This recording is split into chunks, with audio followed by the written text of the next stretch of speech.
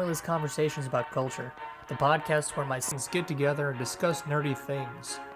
Just a reminder, if you like what you're listening to, please subscribe to Seriously Pointless Conversations YouTube channel, or you can find us on your favorite podcasting apps. Thank you for your support. Without you, none of this would be possible. Thanks for coming by. Now let's get into the episode. Hi, and welcome to Seriously Pointless Conversations About Culture, your seriously nerdy conversations that we have that are completely pointless. Joining me today, actually, we have two guests. We have Jackie. Hello. And we have James. Hello again. Hey guys, so we're going to do a three-person roundtable today, so we'll see how it goes. We're trying something new. If there is any reverb on the audio or anything like that, just let me know, because we have the mics are a little close together. I don't know. We'll have to try a couple of different things, but just let us know in the comments and section, and we'll get to it today. So actually today we're going to be going over Super Mario 64, beloved franchise from Nintendo.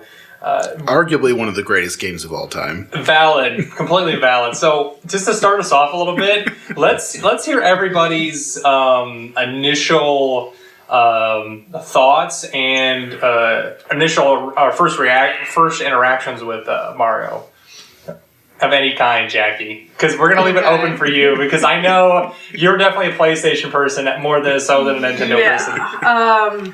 I kind of hated Nintendo just on general principle because I started out with PlayStation. You mean like Mario? Yeah, let's just do Mario. So, okay, legitimately, I did play Mario on the Atari. Like, we had an Atari. Oh my god, we're gonna have a serious Atari? Yeah, so that was my first experience. I didn't think Mario was on the Atari. I'm pretty sure it legitimately was. Maybe you can do some research in a bit, but I swear I played it on the Atari. You're firstborn if it was never on the Atari. Oh my god. I'm pretty sure it was on the Atari, and that's how I played it. I mean, I know who Mario is, and it's cool. He's the Crash Bandicoot of Nintendo. Harkening He's a back to our last episode, we actually did a Crash Bandicoot one. Yeah. She was way more into that because that was her bread and butter there. I mean, Mario's great. He's famous. It's a really good game, I hear. Well, mentioning Crash Bandicoot, they just made a sequel for it, actually. Yeah, so we were talking about It's a completely different company, and I'm told it plays like a PlayStation 1 game, so I'd be down for Zero it. Punctuation just did a kind of scathing review. I'm sure. Everything he does, he always has something quippy to say about it. Doesn't matter how good the game is, he will bash it a little bit. So we'll have to watch him later. You'll enjoy him. So that sounds great. Well, anyway, Mario. Hooray, Mario. Your turn, James. So pretty much non-existent. Okay, got it. No, Mario 64 was great. It was the title, I think it was the box title, actually, for the 64 console. It was, yeah. I mean, the thing that immediately sticks out is it just has this really fluid, fantastic movement system. And exactly. I'm sure we'll talk more about this later, but that's kind of carried the whole 3D Mario franchise for me. But it's this big open world. I mean, there's this huge castle to explore, lots of little things, all kinds of things to do. It's just a really great game. No, exactly. That was one of the things I remember, I remember vividly coming over to your house, because you were the first one of all of us that got a 64. Because it seemed like we felt at the time that your parents loved you the most, so they got you the 64. Even though it was obviously, our parents were like, no. I think they had the largest number of young boys. That's more of what it was, actually. So, and my parents were probably just like, you should be outside. Dirt is your toy. Your parents don't talk like that. No, they don't, not at all. But Dad would definitely be like that. He's like, the outside is your toy. Go play with it. It's cheap. To be fair, you guys had a huge yard. That's true. Yeah. But anyway, so I remember coming over to your house and seeing it for the first time and looking at this 64 system, and I'm just like, what is this thing? And I was just like, it looks so bizarre. It was totally different than anything I had seen before. It was kind of lumpy. I mean, because before that, like the regular NES and the Super NES and even the PlayStation to some extent, they were kind of boxes. I mean, they had different shapes to them, but they were this little square boxes. Very basic, yeah. That you put things into. And the 64 was the first one I remember that had like this really pronounced curvature to it. They went out of their way to make it look different. Oh, yeah. And talking about kind of a sidetrack, do you remember what the controller looks like at all? It's kind of like this pitchfork, like reverse pitchfork looking thing almost. And that was one of the things that weirded me out to start with, is I didn't know how to approach that. So you know how a pitchfork kind of looks like? It's got 3 prongs. If you turn it over, one is longer than the other. Yeah. And so you have to hold it like this. Like it depends on how you want to hold it. 2 hands, yeah. A lot of people would do it with 2 hands. Yeah, because it has you would hold the middle prong, for lack of a bebetter word. Yeah, prong's the right word. And then you would have, that's where the Joy-Con portion with like the little... Yeah, because they had a full joystick, and they also had the traditional like D-pad on it. Yeah. And so when you first picked it up, you didn't know how to approach it, because you're like, well, here's the buttons I mash on one side. Exactly. But do I grab the middle or the side? This is like, and do I like wiggle the joystick with my nose? It's like, what do I do with this thing? Especially because they had a Z button behind the joystick, which was one of the first ones. And they also had an L bumper button up on the side too, and so it was a little bit of a mess in terms of the buttons. But it really was. It was horrendously designed, but it's probably one of the most memorable ones you can think of if you ever played with it. Oh yeah. Is it like, was that supposed to be more ergonomic? Was that supposed to let do more? Honestly, I think the PlayStation had the right idea, because that kind of dual joystick system has really become the standard. This is what I'm talking about. You see this, Jackie? Oh yeah, I've seen those. So you've seen those, yeah. It's just a little weird. It's just so bizarre to look at, and like I said, it's just one of those unique systems that only Nintendo would come up with, honestly. They put out stuff like that. But anyways, kind of like you were saying earlier, the Super Mario 64 was one of the launch titles for it, and this is something they really, really try to hammer in before launching it. They said that Mario will be a launch title for the system because this was their first, well, technically it's not their first 3D game. Star Fox was their first 3D game on the Super NES. Yes. But this is their first fully realized polygon 3D game that they're putting on there. And it was really one of the first open world 3D like platformer type games in general.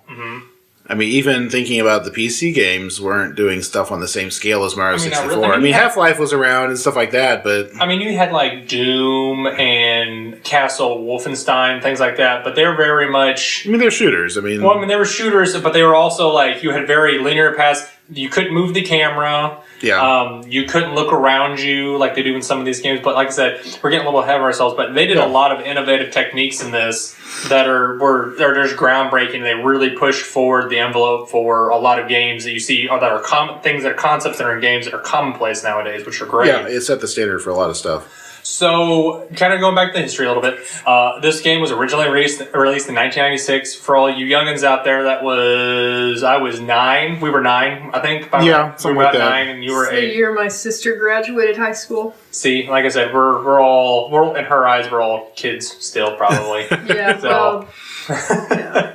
I'm not supposed to mention that because then people can figure out how old she is. Well, Katie is obviously forever 25. Don't say her name. Keep going. She's forever 25. Anyways, it just drives you up the wall, doesn't it? Anyway, so this was one of the first 3D platforming games released for the Nintendo 64. I believe it was the first ever one, like you were saying. And like you were saying earlier, it provides a large open world for you to play within. And at the time, it was a completely new concept for platforms to do. And you didn't see this at all beforehand, as far as I can know. I don't think there's any concept that I can think of. I don't recall anything on the same scale. I mean, I want to say there was a 3D Sonic game, but I think that was later.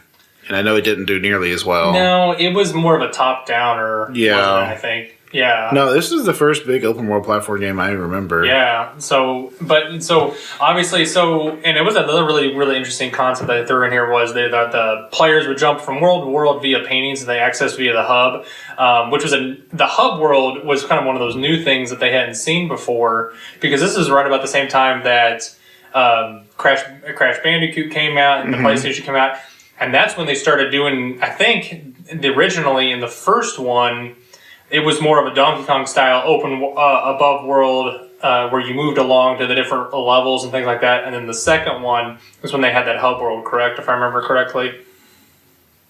Crash Bandicoot.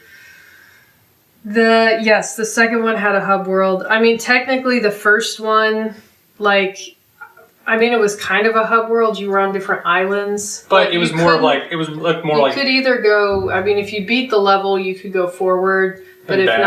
not, like you could always go back, but you could Play it only again, go yeah. forward to the. that was point. very much a Donkey Kong Country kind of thing, where Yeah. had the above world and you would move from dot to Exactly. dot and thing like that. That's It kind of is. what I was talking about. But with this one, you physically had the character in the hub world, so you could run around, interact with objects, and then go to whatever level you wanted to, a world, and it had multiple playthroughs. Was it Yes. like a portal thing that you? Yeah, went through? like I said, was it exactly. like Spyro the Dragon? A the lot first like one? Spyro 'Cause the that Dragon. came out in '98. Sorry, Yeah, I so just Yeah. so verified Spiral is a very good. I Oh, guess you would like Spyro. call. I wouldn't call it a clone of Mario that. 64. But it's like that. It's very much so. Okay. It's kind of an open world platformer. I Yeah. think of Spyro as more of like a collectathon type game because there's just so much junk to collect in that It game. really Yeah. was. It definitely took the aspects of a lot of But like it Crash definitely and is Mario, put them definitely a together. lot of the same niches.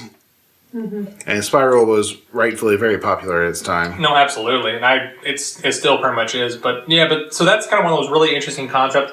Like I said, that even not even 2 years later, they incorporated into a lot of games like Spyro. Yeah. Yeah. And like I said, it left lasting effects on a lot of games in the gaming industry.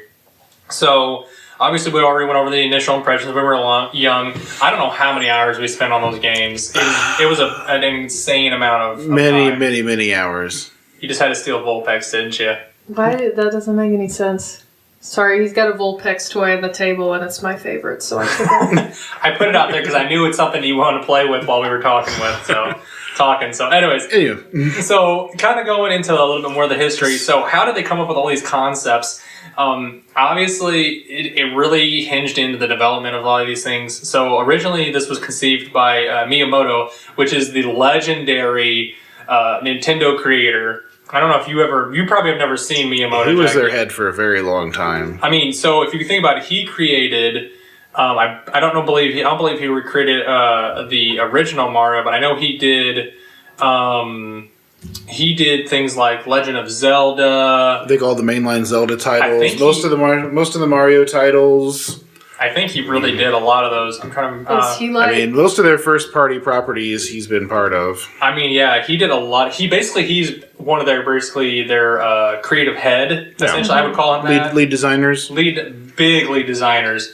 And if you saw him, you'd probably recognize him. Does he look like Hayao Miyazaki? Not really. No, if you watched like Nintendo Direct, you have seen him on that. Oh yeah. Let me try and pull up a picture of him real Is he quick. comparable in age? Yes. Roughly. Yes, it I was is, gonna yes. say, are they like buddies? So yeah. Okay, yeah, I've seen pictures of him before. Yeah. So he, like I said, his big thing is he was very instrumental in helping create. I believe it was the original Mario, but so pretty much from what I remember, I believe he went on.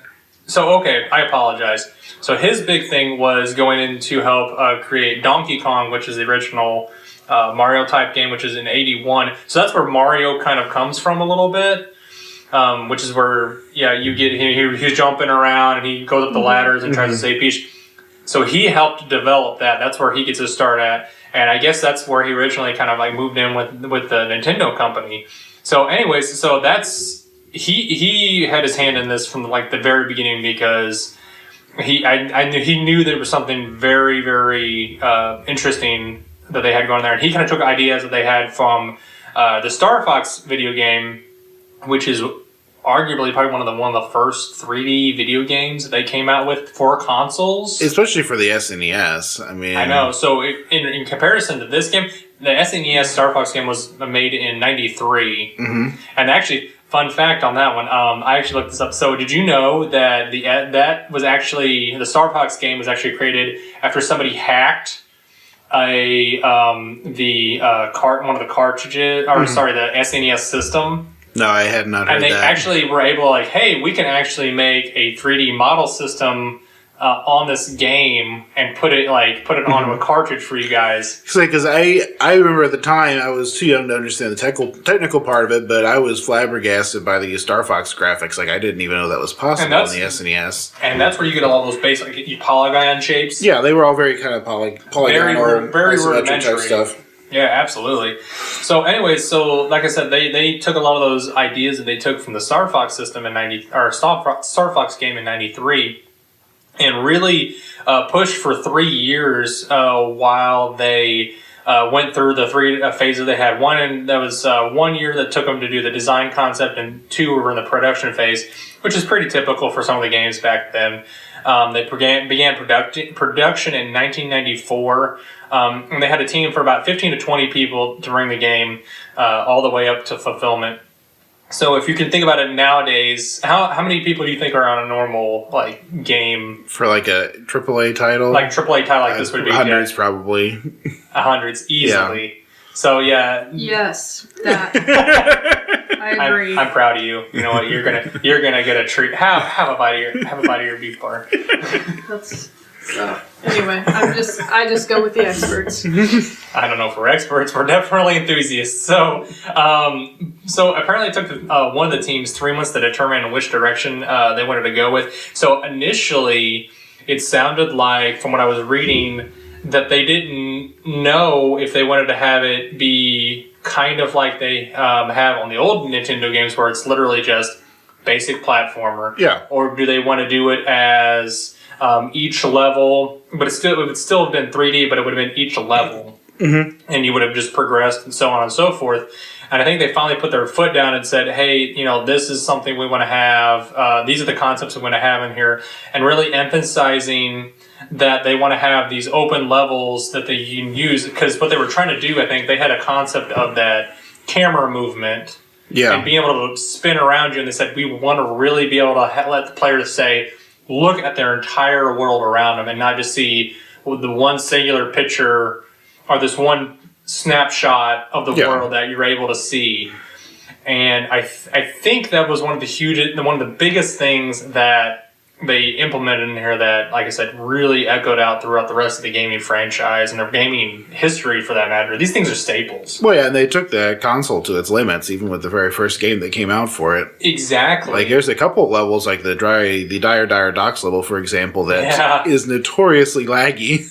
Exactly. Even on a pristine, unaltered system, because they were just taking that, because they took their brand new system as far as it could possibly go with this game. Exactly. So yeah, I you say that, I remember that. I remember it kind of like jagging and lagging a little bit. And there's so many times you would die sometimes.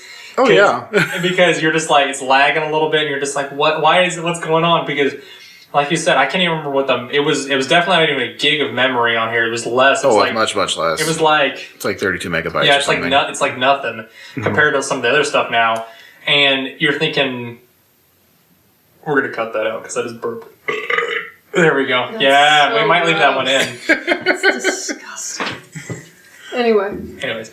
Yeah, and so they really, like you said, they really pushed a lot of these things to their limit, and it was just really amazing to watch them do this. And they did this, like I said, from after years of just really trying to hammer out a lot of these concepts that they had, and they really, like I said, they really wanted to emphasize. They really tried in this planning phase. They were really emphasizing that they wanted to start out, like I said, planning out the levels, making sure that they were as open worldy as possible, and a lot of times they would just reuse them, because I think it saved them a lot of memory on the cards, honestly. Yeah. So and the other things they kind of put in there, I'm trying to think of what these are. The MIBs. I guess I don't even remember why I put this in here. The MIBs. The little bunny rabbits. Yeah, so apparently... Okay, so that's why I put that in here. There's a couple of stars you get by chasing bunny rabbits around. Yeah, that's a huge thing. So in the especially in the sewer area of the castle hub, when you go downstairs, there's one you chase around the hallways, and it's actually interesting because there's a couple of speedrunning glitches that use a MIB. You can use it to clip through some of the doors and walls. It's actually really cool to watch. But in the newer one, in the remaster one, I think it was for the 3DS. They fixed it, yeah. Well, they fixed it, but they also put like a ton of those MIBs in there. I guess it's like and you have to catch like 25 or 30 of them to get a star now instead of just the one. What? I think that's what, if I remember correctly. Admittedly, I've been playing Sunshine on the Mario 3D All-Stars because I didn't get to play that one back in the day. So I haven't touched Mario 64 yet on the All-Stars. So I started to play that one. I remembered how much I loved it, but I also wanted to hate it so much because it's actually pretty difficult. It's yeah. So I actually started playing the Galaxy. And I remember, dude, I am like knees deep in that. I played that for like 4 hours of the day, and I was just like, I didn't even get up out of my chair, and I'm just like, I should probably go eat something. I haven't been like that for years. Usually it's like once an hour, so I have to get up and go walk around. But no, these MIBs that they put in there. It says they're called MIPS. Sorry, MIPS. I'm fact checking you. It's with a P, not a B. Hashtag so MIPS. false news, fake news by David. No, I just like I wanted to see what it looked like. Yeah, they're basically just bunnies with really long ears. Yeah. So It's you a know why MIP. you know why they had those in there? I think they were part of the test, weren't they? Yeah, play test. So what they would do is they would basically have to test the jumping mechanics and the movements and the physics of the game. They would actually have Mario in a blank world, or they'd have just like a black screen with Mario. He would be running around after the MIB, and they would test him like jumping and running, and because they put a lot of these new concepts in there they hadn't originally had, like the triple jump. Well, and I think it kind of goes to show it stood the test of time. I mean, even if you look at like Super Mario Odyssey, the jumping mechanics are very similar to Mario 64. Oh yeah, and The triple jumps, the side jumps, the backflips. I mean, it's all remarkably consistent. They just progressed on it a little bit, and they added new things to it. And like even just the sliding, the rolling, anything. I don't know if they have rolling in the original one. They didn't have rolls. They had slides. They had wall kicks. Had wall kicks. They had long jumps. And they had the reverse like backflip. They had a backflip, and they had a side flip you could do too if you were precise enough. Which I'm not that good. So, but yeah, that's kind of why they have those MIBs in there. It was kind of like a MIPS. MIPS. I'm sorry, MIPS. There you go. They had them as homage to the playtest and basically showing that these little creatures helped them create the game. So another really interesting concept they were toying with, but actually never came to fruition. They actually had they had attempted to do co-op. Which, this is an interesting thing, because we didn't actually know this until very recently. Yep. They had the infamous series of Nintendo leaks I'm sure you guys have heard about. Yeah, I heard about it, but she probably hasn't, so. It was several months ago, someone just dumped hundreds of thousands of Nintendo files that apparently were archived. I don't even know why these files still existed. I guess someone who worked at Nintendo was saving them. Nintendo never gets rid of anything, you know. I guess, but it's actually really amazing because I think you're about to mention this. They found some like old Luigi files. Yeah. Which, if you remember, I don't know if back in the day there was a rumor that Luigi was in the game. If only you could do enough stuff to find him. Yep. Which was particularly vicious rumor. We talked about video game rumors in a previous episode. Yes. But Yoshi was actually in the game. If you got 120 stars, he would show up on the roof of the castle of all places. Yep. And so you thought, well, if only you could beat the game hard enough, you could unlock Luigi too. Yep. And I think that was false. That was totally false. He's not in the game at all. Well, many years people have been looking, and they even searched the files, and it wasn't there. The regular Luigi. Is it in the 3D version? In the 3DS version, I think you can switch between Mario, Luigi, and Yoshi, I believe. Oh, maybe. I didn't try that one out. But let me But whenever they found these Nintendo leaks, they found some early renderings of a Luigi character. And so there's proof that they were at least considering putting him in the game as a co-op, apparently. Yeah, I'm pretty sure that I suspect they probably cut that from just performance limitations, is my guess. No, I'm wrong. Sorry. But by co-op, does that mean like play together? You could have two characters on the screen. So they would split the screen, and they would have let you play as either or. But I think the problem that they ran into with this is that it was so memory intensive to have two separate characters moving on the screen at the same time. Yeah. That it just bogged it down. Yeah, because a typical trick that game developers use is that once something gets a certain distance away from your character, it stops rendering and loading it. And if you have two characters moving independently on a split screen, you effectively have to load twice as much of the level, and so it really hurts performance. Yeah, so I don't think it just wasn't physically possible for him at the time, but now, I mean... I think that's why a lot of games don't have co-op systems is, well, one, it's more challenging programming, but two, you have to cut back on your graphical stuff to make space for that. And that's why a lot of them have moved to that online gaming system, because you can run it off systems. You can run it on a server, basically, and link it from your two computers or however it is set up, and just have them play together, essentially. Yeah, then all the server has to communicate is the locations, and then each system can handle the horsepower part of it. It's a lot easier that way. It's a lot more conducive. If you have two players and you limit where they can go, like I mean, like a fighting game or something. Well, but and they're you see stuck that in like the same. Well, yeah, and you area. see that in some of the co-ops, like the old side-scroller co-ops on the N64. You know, you'd beat up people, and like you'd beat up 6 people, and then you could move down to the forward. next zone, Yep. and it keeps you together. There was a game like that was called. one of Well, those tricks. it was called Cookie and Cream, I think, and it was 2 rabbits. Mm-hmm. And Steven You and had I a weird played that. childhood. Well, we would just go rent things from PlayStation Hastings. kids, you know. I know. Yeah. That's such a weird child. But yeah, it would limit where you could go, and you just jumped on things because you were rabbits, and that's what rabbits do. But your names were Cookies and Cream. I'm pretty sure it was Cookie and Cream, or like Cocoa and Puff. I don't. It was something like candy. So apparently related. they're cereal mascots too. So. I don't know. They're better than the Mips. They're better than Mips. They were prettier than the Mips. God, you're so harsh on everything. So, anyway, so obviously they scrapped this co-op thing that they weren't able to bring to fruition, but they did actually were able to once they were able to scrap this. They were able to add the shadows beneath each of the objects, which actually was a really cool concept at the time. They actually created a depth perception for a lot of the characters and objects, which allowed you to see, kind of judge a distance, which was they said no games before that, as far as I could tell, actually had that kind of system. Which set was up. really, really important to making the game playable. Exactly, because you remember let's just go with the basic first level. Okay, you remember the one where you're in the cannon? That was, I think, one of our favorite levels in general, especially once you get the sky cap, because you could just fly around and have just a like blast. deuces, Goombas. I'm flying around wherever I want to go. You know, but yeah, that was one of those things you had to try to judge how far you away from one of the floating islands to get there, and if you could kind of tell by how you angled your cannon how far away it was, or if like where you shot from, like if it was too far away, things like that. You're like, obviously, I'm not going to make it with the very first cannon. I got to get higher than this. So. Yeah. But it was just a very, very unique concept for the time that they just really threw in there. But on top of that, they really emphasize the idea of puzzle mechanics, which this is the first game they really, really doubled down on puzzle mechanics for a lot of these games. Which, all the other games, as far as I've noticed, there's so many puzzles and they're nonstop now. It's a staple from one of these.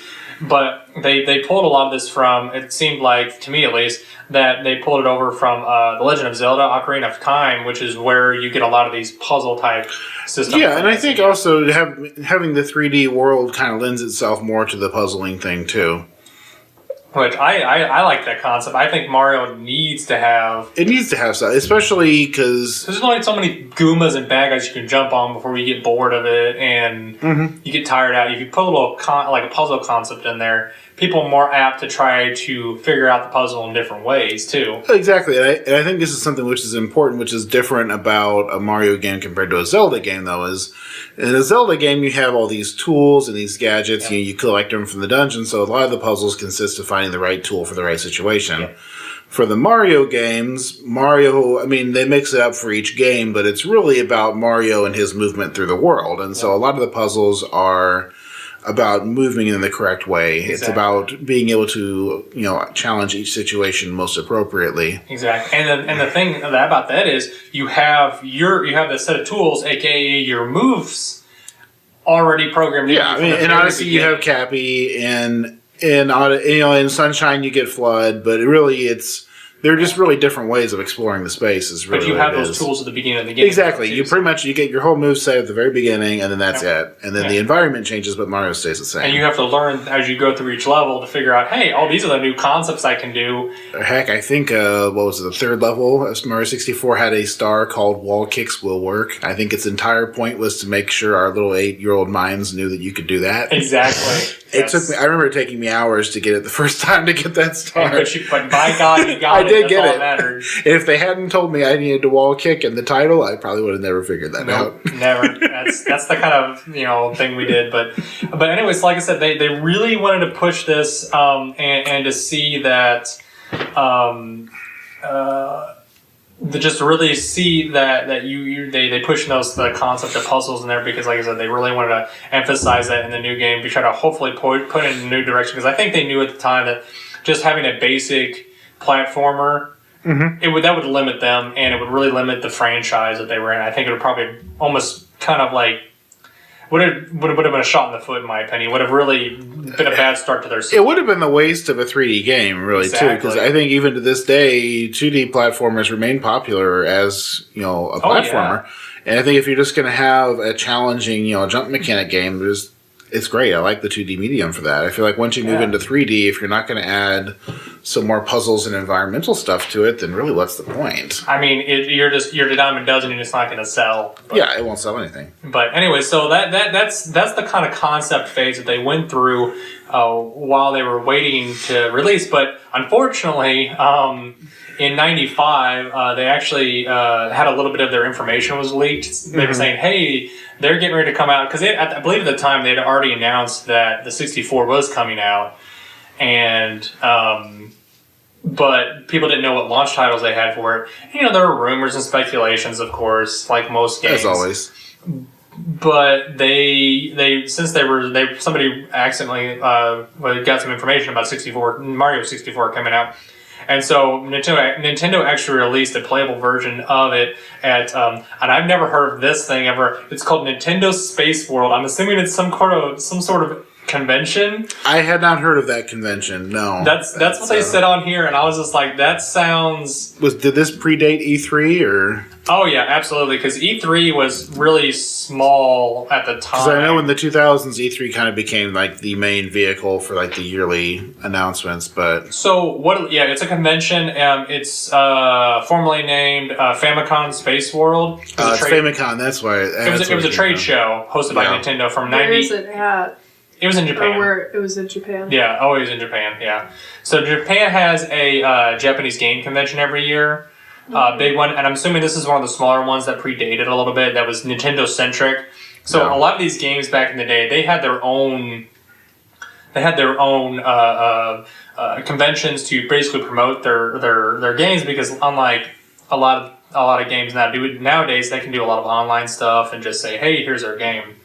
Well, and also it was important to get it out there because. I mean, if you've ever sat down and looked at the library of games, like the original NES has thousands of games that were made for it.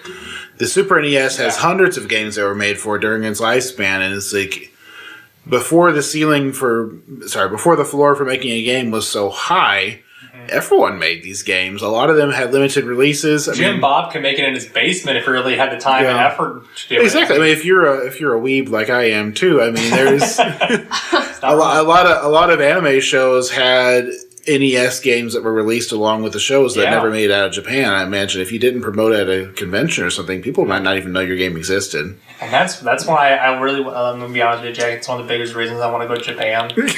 Wait, that's... Yeah, no, I'm sorry. The culture and the people are why I want to go to Japan. I mean, you don't have to have a right answer. I just need to know what I'm going to be drug around to. You're going to be drug around to all the game and anime shops that we don't have in the U.S. Ramen, anime, hot springs. That's right.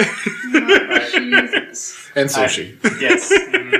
So good. As long as I can go to Studio Ghibli and see the Fox movies. Actually, in all seriousness, it'd be cool to do a kaiseki dinner sometime. That would be really cool, yeah. Oh my god. You know what kaiseki is? No. Okay. You would like it. This is like Japanese high-end traditional cuisine. Yeah, it is pretty cool. It's very seasonal. It's very formal. It'd be right up your alley, trust me. Do you sit traditionally sit on the floor with the little table and all that, not. And have music not. In the background? You would lose yourself, wouldn't you? I would like the music and the kimonos and stuff like that. That'd be cool, but I would like an actual chair to sit in. Yeah. They have all the anime. I can imagine. Because I feel like that floor kneeling position, if you don't start doing that as a young kid, that's something. It's tough on the knees. It definitely is. Yeah. Back. Uncomfortable. Because I remember in martial arts, we used to do that kneeling position every time, and I'm thinking I could hardly even get into that position now. I mean, I could do it. It used to be very natural. I'm going to be drinking when I'm getting up, so. And I consider myself pretty flexible for someone even at our age. It's amazing how that goes away. It's not young anymore, but anyway, so obviously... we're still young. It's not... I'm young at heart. Keep telling yourself whatever you need to do to get through the day. So after the... after making a U-turn back to our tangent there, we were... Mario, yes, all about Mario. 64. All about the Mario. We're so retarded. Anyways, All right. Do you remember the second one, the Snow World, yeah. where you had the one where you were supposed to chase the penguin down the mountain? So that's where I've gotten so far in the new one. When I might have yelled a couple times. Do you remember how hard that was? So get this, BS. There is a secret passage, like, so if you're going down the slide, you can actually push up against one of the walls and it'll kick you through a hidden passage. Oh, yeah, that's always been there. Yeah. Well, totally forgot about it. Yeah. And I was like, oh, this is great. I can just fall down and I can beat the penguin and I'll win. No, he gets pissed off at you and says, hey, if I would have known you were a cheater, I wouldn't have raced you in the first place. No star for you. And he's like, you know, I'm pretty sure he used to give you the star. no, he didn't. He didn't? No, he won't. And he, like, tells you to piss off. I forgot about that. You actually have to, like, actually beat him in the game. And You have to do it the honest way. Oh, I'm so mad. Well, and here's the doubly bad thing, too. Yeah. Something you don't realize is you finish the race, and then, no, the race ends, you cross the finish line, but then you slide onto ice blocks. Yep. And there's some freaking holes in the ground. So, like, you win the race, and you slide right off into the void. Yeah. At least once, before you realize that that's there. Before you know what to do. Well, because if he gets there before the end, before you do, you don't even get to see the finish line. He just says, I win. Yeah, and you're just like, oh, I hate the penguin so much. That sounds so brutal, like Crash Bandicoot 1 brutal. Yeah, and it did. It definitely had that level, and like I said, it's definitely lived on a little bit of infamy but it's also got so much love behind it because it is just the right amount of hard to say. It's not Dark Souls hard. No, by no stretch of the means is it hard. It's hard enough to feel like you accomplished something. Exactly. Though. Okay. So it's a good challenge. It had that nice balance of fun stars to catch, like, oh, I'm going to go find the baby penguin and I'm going to take it back to its mommy. This is so much fun. Well, yeah. And the stupid racing levels on each of those. Or the what was the well, like every world had like a story star where like go to the top of the mountain and beat King Bomb. Or the red coins, which some of those are stupid to find. Yeah, and there's always the search for the red coins. Oh my god! And then every level has a couple of just frustratingly hard to find ones where they're just hidden. And it's like, oh, find the star hidden in the wall somewhere. It's like, thank you for this. Like you can't even see through that wall. Why is it hidden? This is dumb. Or it's just like, I don't know. Or the one where you had to find the correct giant eel and like find the star hidden behind him. An eel? Yeah, that was an underwater level. It was like the third or fourth level. It had some it had some above water, it had some underwater stuff, and there was this giant pit that went like straight down into the water, and there was like 6 or 8 giant eels. Yeah, and you had came out. And then on top of trying to figure out which eel you had a limited amount of air supply to get through there. Really short amount of air supply. Yeah. And so you had to figure it, like you were literally going boom, boom, boom. Do the eels attack you? Oh yeah, yeah, of course they do. They pop out. That's what you have do. To They do shriek? I don't know. That's a Princess Bride reference. Just no, they're definitely not shrieking eels, and there were no ROUSs. Thankfully. So yes. There you go. See, I'm with you. You just gotta let me catch up. I'm maybe like 2 blocks behind. So, anyways, obviously, so after they released, they showed it off during the trade show. They also announced that one of the most iconic persons to be in the Mario franchise from this point on was actually the voice of Mario. So this was a really cool thing. He's literally, so this guy is I'm going to try and say his name correctly. It's Charles Marionette. Mm-hmm. I believe it's the correct way to say it. He has literally, if you heard his voice, ever heard, it's me, Mario. Yes, There's been one voice actor the entire franchise. Has been, so literally 1992 to the present. Wow. So literally over 3 decades. Yeah, 3 decades. How old is this guy? I'd have to look. He's got to be given his 60s or 70s. Yeah, so now. Unfortunately, I know. I've seen videos of him, and he's definitely older. Yeah. Let me.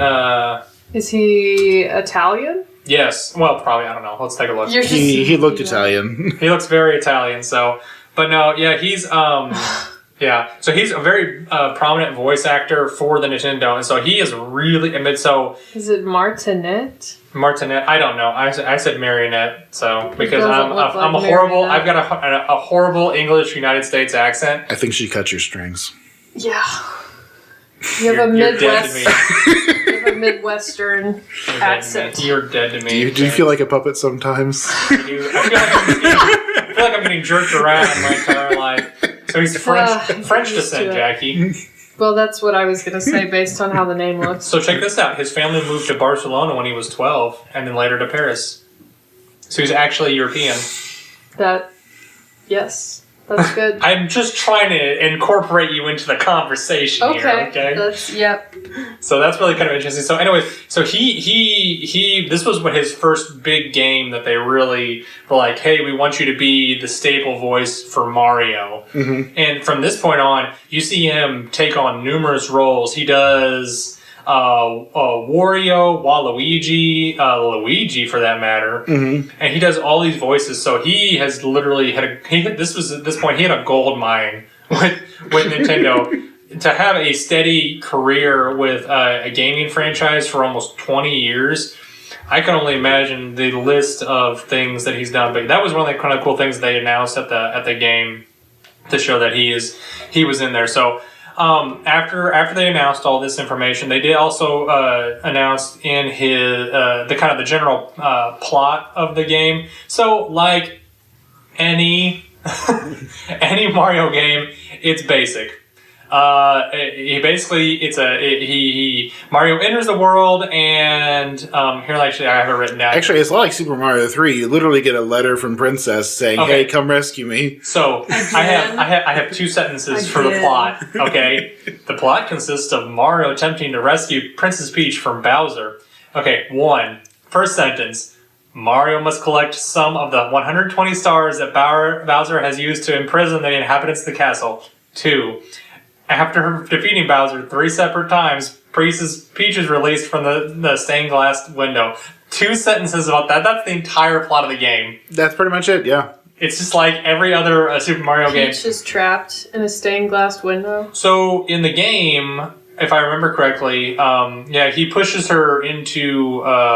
so you're jumping into all of these. They don't make that very clear in the game that she's trapped there, but yeah. Yeah, but in the game, whenever you walk out, I think, is it in the front lobby or the front area of the castle? If you turn around, there's a giant stained glass. Yeah, it's right there in the main room. You have to get to her.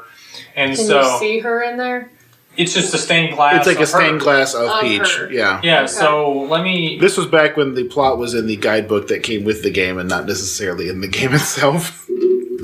Let me... I remember reading like the old N64 pamphlets, and heck, even Diablo 2 had a bunch of plot in the book that came with it that didn't really... So this is what it kind of basically looked like. Oh, that's pretty. Yeah, they had her set up like that in there, and you had to get to her. Mm-hmm. So, and she was trapped there, but you had to defeat Bowser like 3 separate times, and then it would break, and she would come out, and she fell out, or whatever it was, and you'd catch her. Did she? Yeah, I can't remember. think she might. Is Bowser the only boss in that game? Like, are there other bosses? So like you have we to were fight? saying, each Like, level besides beating a Each penguin level in a has race? like... their big boss. There's usually a boss in each level. They're Yeah. kind of like little mini bosses. Yeah, like you had King Bomb for the first one, and then There's Womp and Womp's Fortress. Womp's Fortress, which is the guys that you ever seen the giant they look like concrete blocks that go doo doo. They go. Oh, yeah. "Urgh."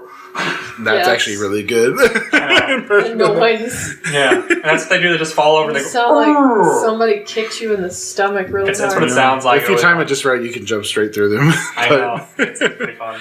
But they would have a boss for each levels, but it wasn't as... But these were basic characters that they had in some of the previous games, too, so they didn't really go outside their comfort really all that much with big boss people. They added a little few things to them, but they were pretty basic. It's not like some of the newer ones like Odyssey, where they have the rabbits are the bad guys. Yeah, no, it's nothing quite like that. It was...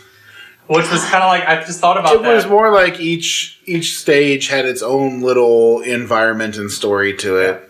So like I was saying with the whole thing with the hub world, you would jump back in multiple times to try to find the stars. I think was there 10 stars for each one? 7. 7? And every time... 7 plus the one for getting 100 coins. So there's 8 in each one. That was right. So there would be 8 roughly. And so you would jump into each of these levels to try and get the star. And each time you jumped in, a different objective would come up. And so there were different things would pop up progressively throughout the thing until you get to that last star. And the whole world essentially opened up and you could do whatever you want. Mm-hmm. So that's why it was really interesting to watch, why it was more of an open world. Like I said, with those concepts of open world games now, they just kind of like slowly build on those mechanics and different things that you can have in there.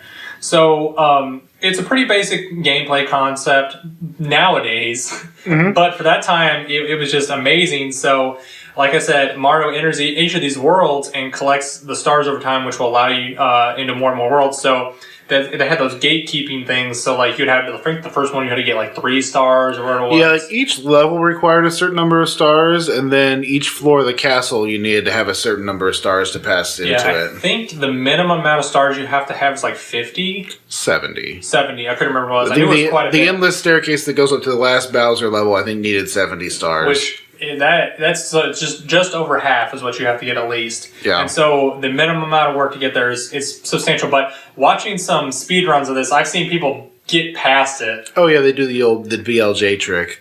Oh, so this is a flaw for anyone who doesn't do speed running stuff. Most of the 3D Nintendo games from this era have speed caps when you're moving forwards, but the developers neglected to add a speed cap when you're moving backwards. Yep. What? And so if you hit the backwards long jump button often enough and fast enough, you can build up a thoroughly ridiculous amount of speed. And so most of the tricks... You're going backwards? Yeah, you're going backwards. And so aiming is a little difficult, but if you're going fast enough, most of these walls are paper thin. So if you can make it go through the walls, if you can make it through the entire wall in one frame, the game doesn't have time to check if there's collision or not, and you'll just go straight through most of the walls.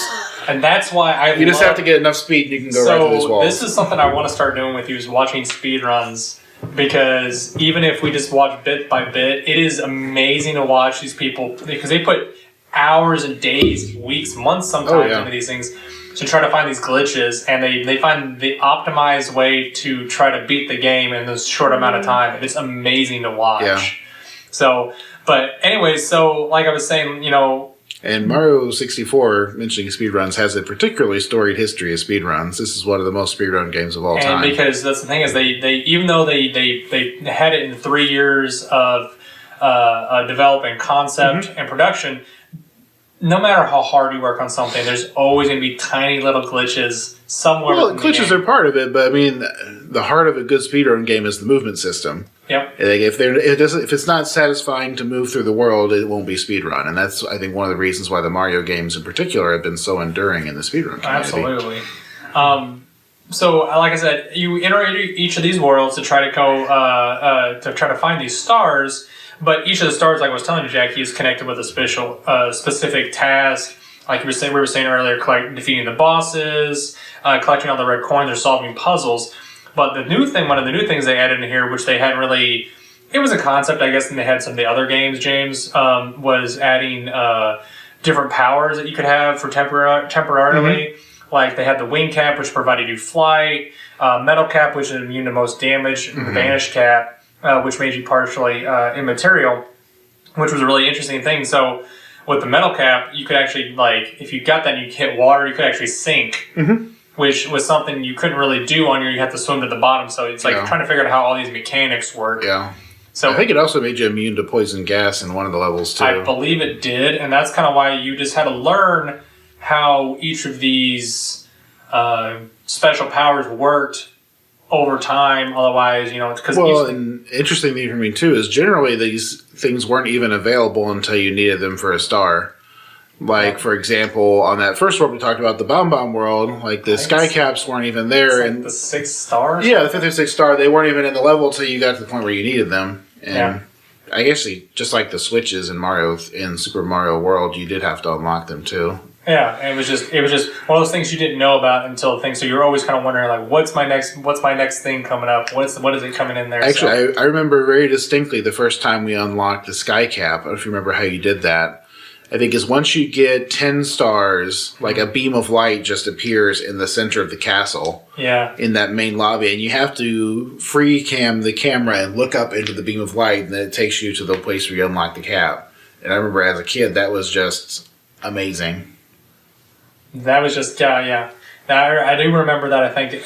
I'm trying to remember if I remember that portion of it. But anyways, so like I was saying earlier, though, too, they really had a lot of new mechanics. They put in there the like we were talking about earlier, the new mechanics with the walk, the run, crawl, swim, climb, kick, and punch. So they did all of those. They put all those new mechanics in there, and because you really didn't have punch or kick in the other ones, did you? Not as much. I don't recall them being as prominent. I don't think because there was quite a few enemies you had to punch in this one. Yeah, because I'm trying to think about in like Super Mario World, they didn't have punch, they didn't have kick, but they had the jump mechanic. Oh, you mean like in the 2D Mario games? Yeah, no, there was no punches or kicks in those games. Right? Yeah, it was always jumping. I remember that. The only Super Mario 2, you could pick up turnips and throw them, but that was the only thing even close to a punch or something. Yeah, but yeah, so on top of continuing, like I said, the plot and everything like that, we already went over that. The 120 stars. So I don't know if I've actually ever gotten all 120 stars. I never did. I had a cousin who did. And he was like the god amongst men for me at that age. He was the legend. He was the legend who had all the stars. He was definitely the Yeah, exactly. I don't think I want to say I made it to like 80 or 90 or something, but I don't think I. The problem with these types of games is like, getting the first 70 or 80 or whatever, I mean, they're easy because you just do the ones you enjoy. And then as you get to the end, you start running into all the ones you skipped because you hated them. And exactly. You're just like, it's more of like pulling fingernails at that point. As that fun. So, see, that's the face. That's what it looks like, Jackie, because you spend like 4 hours trying to get that 1 star because you have to time something just right. Yeah. No, I did with Spyro, things like that. I empathize. Well, I remember you talking about that even. Like, there was a couple of them. Like, what was the one, the flying one? You showed me that one time. There's several levels. Like one Wild Flight. Yeah. And it's just like freaking insane. And I actually did beat Spyro, but it took several years. And I only beat it not really by cheating, but from talking to other people and researching. Like, I think it's called like Haunted Towers in the Dreamweaver's world. To get to like the final dragon, you have to do this crazy supercharge running backwards and go through all these crazy ramps there's no logical pattern to it. It doesn't make any sense unless someone tells you, oh, that's how you do it.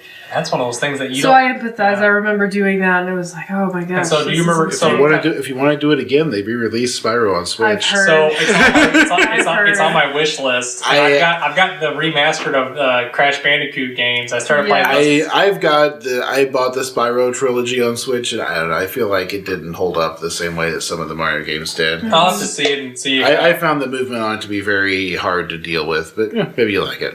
If you want to try it one afternoon, you can come by and try it. I might have to borrow it from you and see if I like it or not. But yeah, so they really push those, and like I said, all these concepts and everything in the gameplay was so well received that obviously Super Mario ended up becoming one of the best-selling Nintendo 64 games of all time. Oh yeah, I remember back when PC Gamer was a big thing. This was like after Majora's Mask came out, so we're getting to the end of the N64 system. Oh my god, yeah. They did like a list of like the top 100 N64 games, and they still ranked Mario 64 number 1. Oh, they still do. Even at the end really high up there. It's for me pretty unusual that like the launch title becomes the one everyone remembers, but I mean, there's some launch titles that people they're not memorable and people don't really remember. A lot of them just die, yeah. But this one, it's held up for so long. So here's just a kind of an idea of like how many units they've sold, considering they don't make them anymore. Mario 64 by 2003 it sold more than 11 million copies. Mm-hmm. That is the base 64 cartridge. Yeah. And then I think they stopped making the 64 in 2001. That sounds about right. So it was about a 6-year cycle because the cycles back then were a little bit longer than they do nowadays. Was the GameCube after that? Yes. Yeah, okay. That was the next one. I remember that one. And so that's where they had the CD, like the mini disc based system. Which I didn't like, but it's okay. You're just so used to just popping it in and letting it go. It didn't have the same visceral feel that the cartridges did.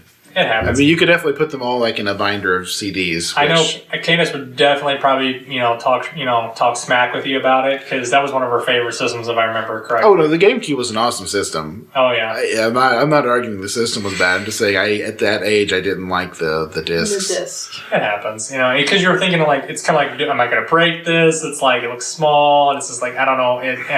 Maybe it was just. I don't know. Maybe it was just the simple fact of nostalgia. You can't take them out and blow them off and put them back in them. You think that's when you think the game is cheating, that's the only way to fix it. Yeah, because that particle of dust had gotten in there. It was like clearly that was why I missed my jump.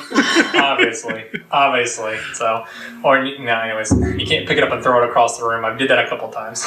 Yeah, I'm not at all surprised by that. Well, rage quits and all that. So it was so well received that it actually still received an average score between 9.4 and 10 on a 10-point scale. It was pretty average for it, just because of the simple gameplay and polygon effects and graphical innovations that they had on there. It received numerous awards, some of which include Best Game of the Year by the Nintendo Power Magazine, James. There we go. Obviously a reigning endorsement by its own company.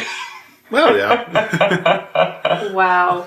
That's the kind of fun thing that they used to do back in the day is like you'd see these games come out in like Nintendo Power and they're like, do you want to try, like we have our top 10 games of the year. And every single one of them was Nintendo games. It's the same thing now.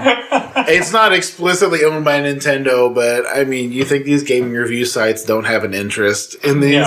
No, they won't get advanced copies if they don't give good reviews to things. I'm just saying, it's one of those things that you're just like, I knew it was going to come, I knew it was happening, but you really enjoyed it. Metacritic is where it's at now. Oh my God, don't get me started.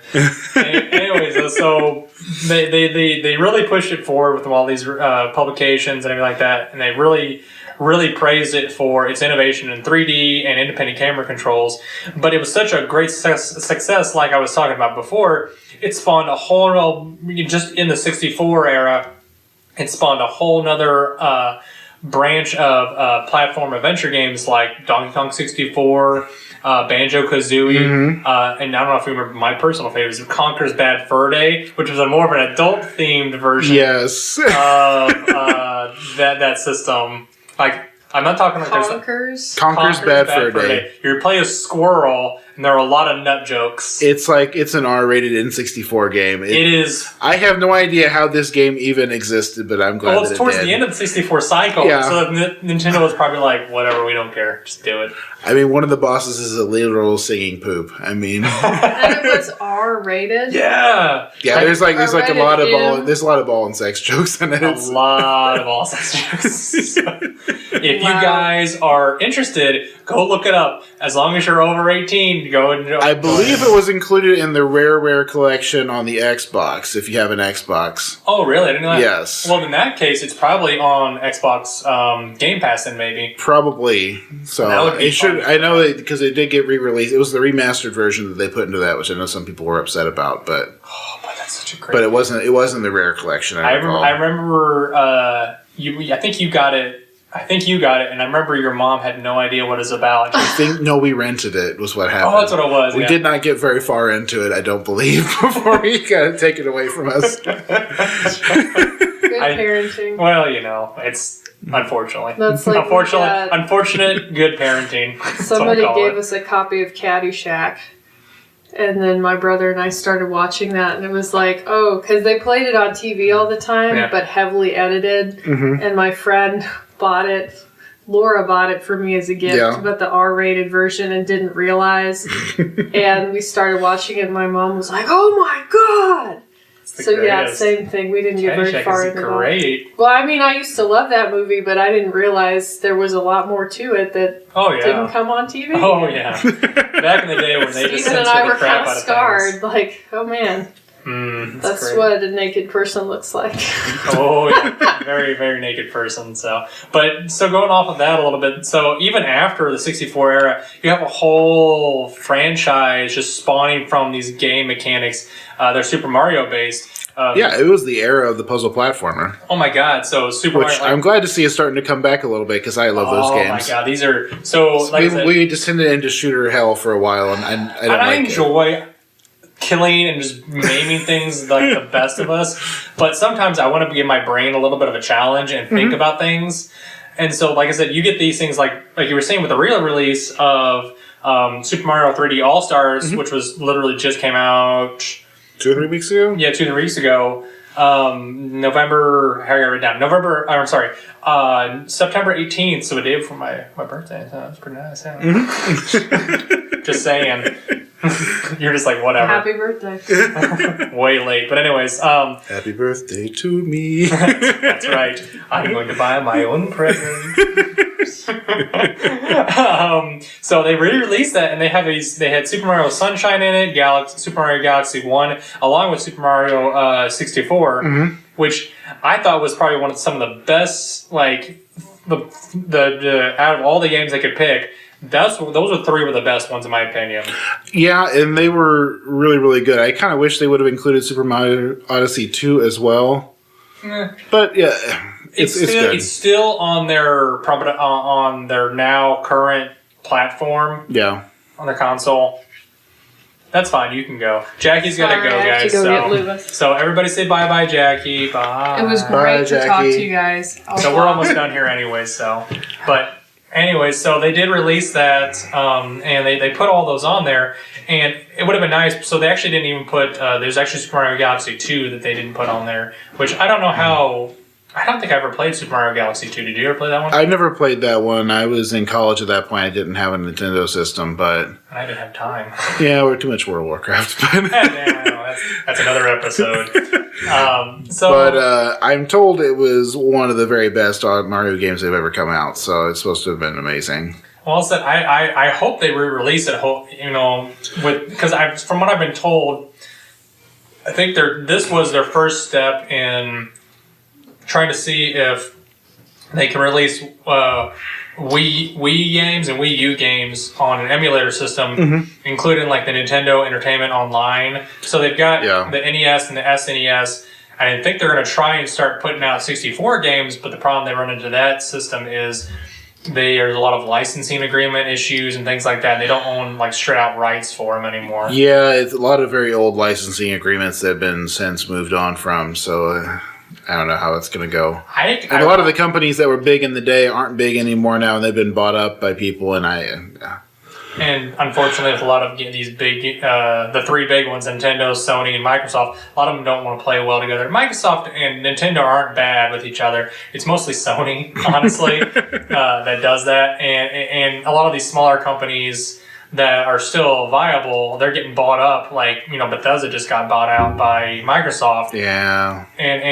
Or the Bethesda's parent company. So, but I hope that they will try and play nice with each other, and hopefully we get some of these integrations, all these other systems, because it comes down to the end of the day is it's like, what system do you want to play on? It should be what system do you want to play on, but you just have that content available for you, even though it might be at a different price point than, say, if you buy it on its native system, in my opinion. I don't know, PC Master Race. That's right. Our glowing skin and blonde and golden hair. Yeah, and our dark black eyes. Just soulless black eyes. Yeah, I don't know. We'll see. So, but obviously, like I said, they really, before that, and like I said, if you want to get a copy of this, guys, and Nintendo, if you want to sponsor us, go right ahead. They're actually going to have this, if you want to try it out without trying to get any illegal versions or of the copy of the 64 remastered version, which they actually re-released. Have you ever heard of Unity from the release of Unity? Yes, I think so. So somebody basically took Mario 64 and tossed it through the Unreal Engine. Basically what they did. And it looks gorgeous. So, but also, unfortunately, Nintendo really didn't like this. So of course not. Good luck trying to find that. Anyway, the point is, buy your copy before it goes back in the Disney Vault for the next 10 years. Yeah, so that's what they're trying to do. Is so they've only got a limited release. They're going to have this Super Mario 3D All Stars is going to be only available for about 6 months until let's see, March 31st of 2021. It's for like the Mario 25th anniversary or something. Yeah, and hopefully, I'm thinking they're going to try and release something special for it. I don't know. We'll see. I would hope so too. Maybe Mario Odyssey 2.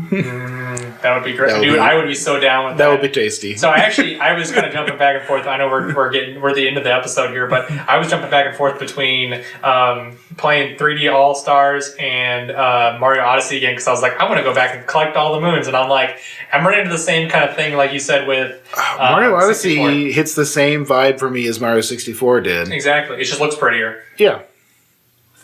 Yeah, I like the Cappy jumps too, actually. The Cappy was a nice addition to the game. It was definitely nice, but anyways, guys, so overall, I know we kind of hit our thing here, our stride, and we're kind of putting to the end of it, but overall, what did you think about the game, James?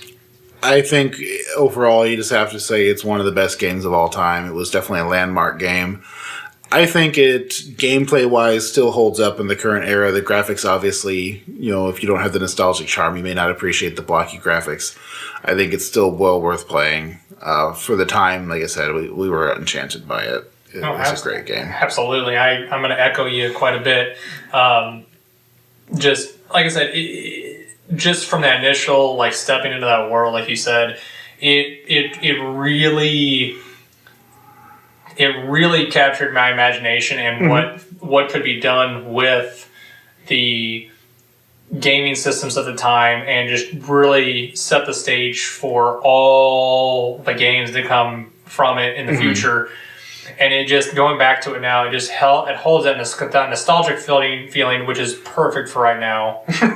Everyone needs a little bit of comfort in COVID land. It was definitely perfect for this time of the year when it's getting cold and the election's coming around the area, and I just don't want to think about anything else. That's right. We hit Animal Crossing at the beginning of the summer, and we've got 3D Mario All Stars at the end. To snuggle us in and gently rock us into the end of the year. So, that's right. Put that pacifier in my mouth. Let me go to town. So, but yeah, like I said, it just brings back the nostalgic feeling, and it just, like I said, being a landmark game and pushing all these amazing gameplay features out and really setting the stage for decades to come, essentially. Definitely. So that's why that's just how I felt about it. And like I said, if you guys have differing opinions than us, let us know. If you absolutely hated Super Mario 64, first off, in this limited instance, you might just be wrong. Normally, I'd say that there is room for personal interpretation, but you might be banned, perma-banned.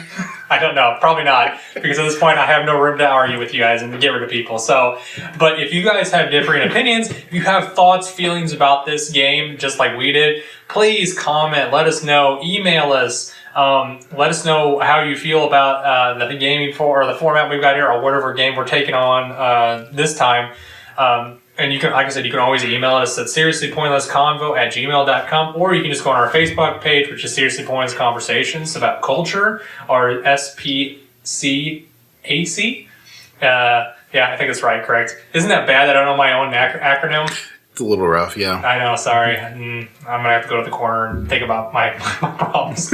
So, anyways, so like I said, thanks guys for stopping by. If you have questions, concerns, let us know. And like I said, hopefully in the next couple of months, we've got a couple of surprises coming up.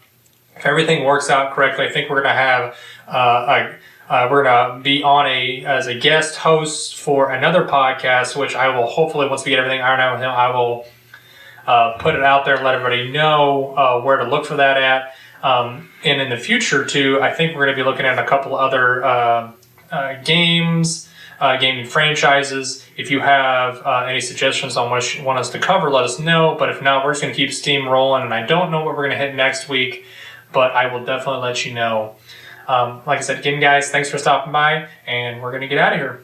Have a nice day, guys. Adios. If you're interested in keeping up to date with new episodes on our channel, add us on any of your favorite podcasting apps, or subscribe to our YouTube channel at Seriously Pointless Conversations.